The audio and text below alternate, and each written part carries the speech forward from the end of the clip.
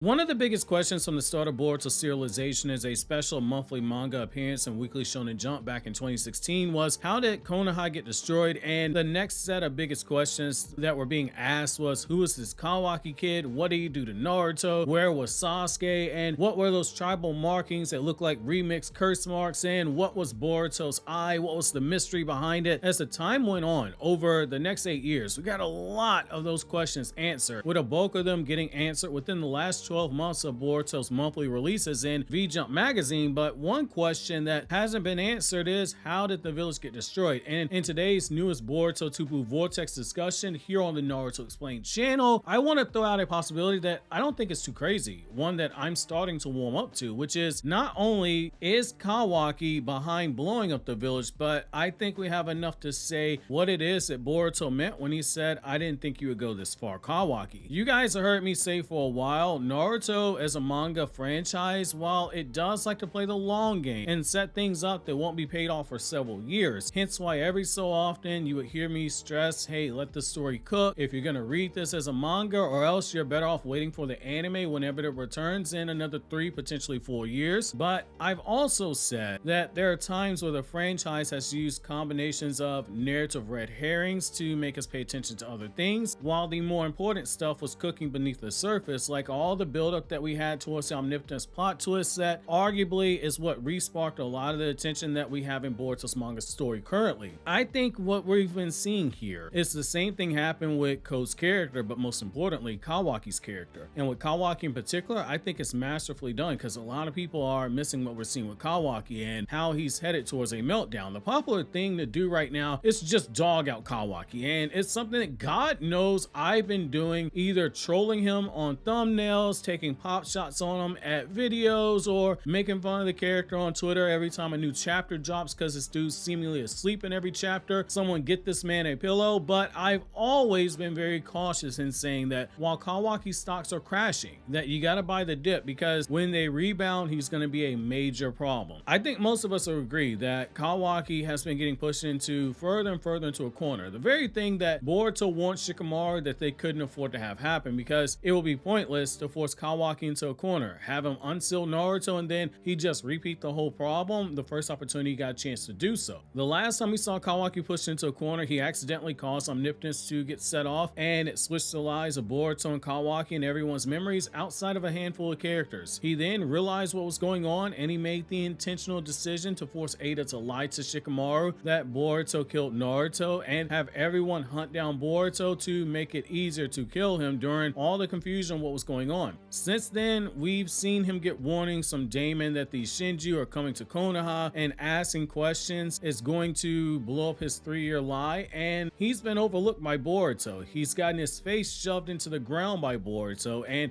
he's been put to sleep by Jura and Miscalculation, and his pride, it has been wounded, and it has all the seeds required for a major meltdown by a character. And over the last month, one of the things that we said is that Kawaki has all the ingredients needed to be turned into a desperate character who will cross a line that he shouldn't cross as a result. And I believe chapter 9 just gave us the moment where Kawaki, he put that meal of desperation that he's been preparing into the oven. Kawaki, after getting his face beat in by Boruto and mocked by Boruto, who asked him if he'd ever been training during the last 3 years, Kawaki noticed Boruto's reaction to the Koma seal spreading to their resonance, and he jumped to the conclusion that we raised here on the channel a few months ago, which is Boruto might have been avoiding using Koma because he cannot fully control Koma, and I think that's going to play a role in how Kawaki has the village destroyed in the future. Allow me to explain. Can Boruto use Koma on his own? Technically, we've seen him do so in Boruto Naruto Next Generations, but I want to place an asterisk onto that for a reason. At first, when we saw him using his Koma, he was always resonating with the Koma seal of Kawaki whenever it cut on. Boruto's Koma, it cut on as a response. When he used it to teleport Ishiki, he was emotionally charged in an emotionally charged situation where his village was being destroyed and his father was being beaten like a Cherokee drum. And as we would see following the Ishiki battle, when he used Koma to open the portal to teleport everyone back to Konoha, he did so on a fluke, and once again his Koma activated based off of his emotions. Against Ko, when he used the Koma seal, he obviously didn't resonate with Ko's Koma. That is a dud Koma seal. It only provides the basic boost to Koma, but once again he was in an emotionally charged situation. and arguing with Kawaki, that is what ultimately led to Boruto using karma back then. Him using what fans like to dub true essence karma was again a desperate situation and emotion that he was feeling when you go back and you look at all that. Since then, he's never used true essence karma, where he had the Byakugan eye that was shown, and that eye belongs to Momoshiki. When he fought against Kawaki, you could argue that this was once again both of their karma seals resonating, and Kawaki was the only one using the dojutsu that belonged to his Otsutsuki. The Byakugan never appeared until Momoshiki saved Kawaki, and Kawaki made it clear for the audience that this was indeed Momoshiki. Let's say Kawaki is right, that Boruto cannot control his karma, and let's say that this is exactly what Kashin Koji meant when he said that Boruto needed to run away because he was about to lose control. Who gets control when Boruto loses it? Momoshiki. Who can still hijack Boruto's consciousness and take control as what fans like to refer to as BoruShiki, even though he can't literally revive using Boruto's body? That will be Momoshiki. Given all this morally gray lines that Kawaki has a tendency to color, and how he's shown no hesitation to step over said lines whenever it suits him, can we really say with absolute certainty that Kawaki wouldn't stop cornering Boruto somehow and using the karma seal with a calculated intention to see if Momoshiki takes over, or if it's only a brief takeover, and then use that to have Boruto blow up a section of the village or potentially the whole thing because Momoshiki was the one in control? I don't think we can rule that out fully. At the end of the day, Kawaki, he cares about the most is killing Boruto and using every option available to have that done. It's why he's been so keen to make sure that the sensory unit, they heard him say that, hey, the uninvited guest Boruto is right here and he's at the site of all those killed Konoha Jonin, so as to further make people associate Boruto as a traitorous killer of Konoha Shinobi. It erased all the goodwill that he had from saving the village from Code.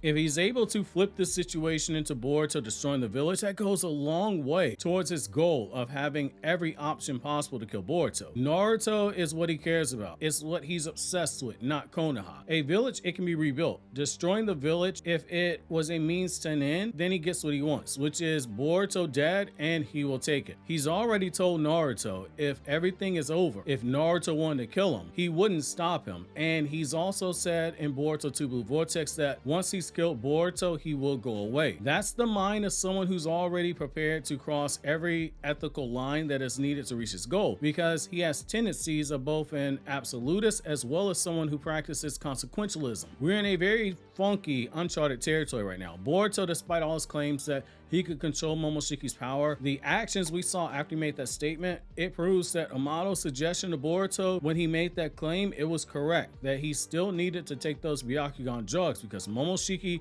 can still take over his body under the right conditions, and the conditions might have changed. From the moment Boruto made that statement, what we've seen is the minds of Boruto and Momoshiki, they have merged together at a rapid degree, and we don't know how much further along that merger is right now, currently in Boruto 2 Blue Vortex. We don't know if everyone's favorite mad scientist Orochimaru has made his own version of the Byakugan drugs, because we know Orochimaru has been studying the Otsutsuki clan, but there is an underlying danger that Momoshiki presents. While I do still err on the side of I think that Boruto cannot fully, keyword fully, control the karma, I think he has a degree of control over it. I do think that the scene in chapter 1 was potentially Boruto in control, but it is worth noting that even in that scene, when you go back and look at it, it has all the signs of being a karma resonance, because Kawaki's karma, it was already fully formed with the markings already on his face, whereas Boruto at the start of the chapter was only with the karma seal on his hand, and it was in the process of spreading. If we go with the idea that Kawaki somehow makes the karma resonance and Momoshiki ends up blowing up the village as a result of it, that makes Boruto a marked man by the other nation, because blowing up Konoha, the strongest of the 5 major nations and the center of the technology boom that started under the 6 Hokage, that's going to make the others step in, and that's going to make the survivors who survived the explosion resent Boruto and make it harder for him, even if he has his flying Raijin to hide, which is exactly what Kawaki wants. He wants to raise the stakes so high to where Boruto's attention is spread so thin that he can be killed in the easiest path moving forward. Again, we don't have a clear enough picture to say if this is like 100% what happens, but it is something that I am starting to give some credence to.